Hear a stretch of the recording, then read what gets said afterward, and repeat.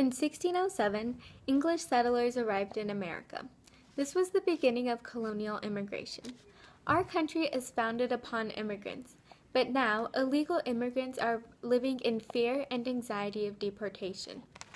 Illegal immigrants are foreigners who have entered or resided in a country unlawfully or without following the legal immigration processes.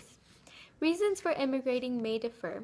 However, majority migrate in search of better opportunities and lifestyles that they would not achieve in their native countries. Most illegal immigrants are concentrated in the populations of California and Texas.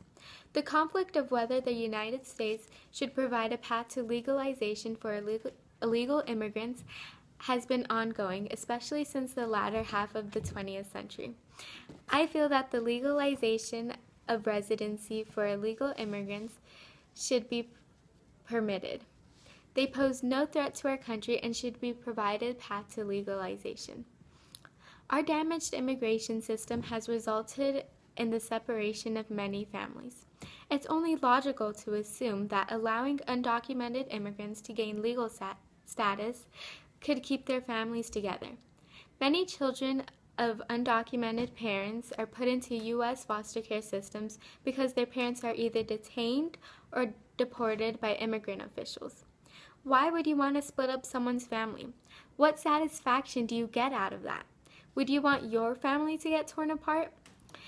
These parents might not be able to see their children again, might not be able to tell them that everything is okay, might not be able to witness all their accomplishments, or might not be able to show them how much they are loved.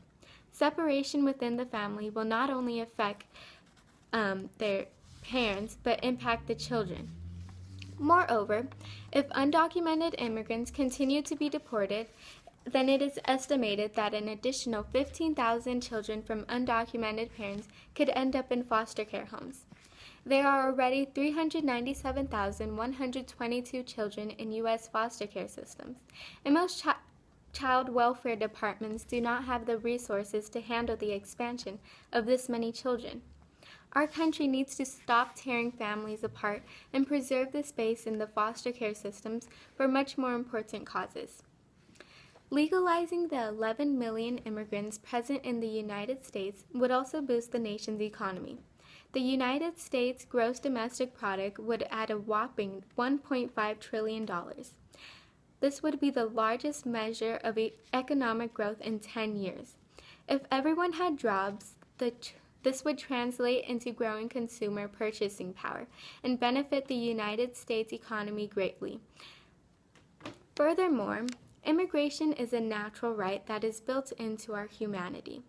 The belief that immigration needs to be authorized violates our right of freedom. Immigrants who come to America seeking better opportunities should be able to stay. Most illegal immigrants follow the law. Why should we treat them like criminals just because they don't meet our government's requirements?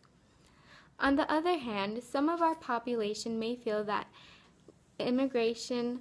legalizing immigration would cheapen and demean our country. The U.S. is not purely American. There are hundreds of other ethnicities besides American.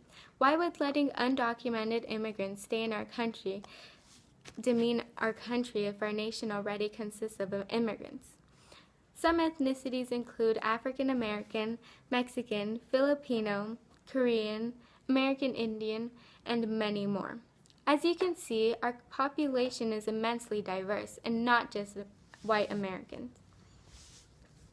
I believe that unauthorized illegal immigrants should be given the opportunity to gain legal status.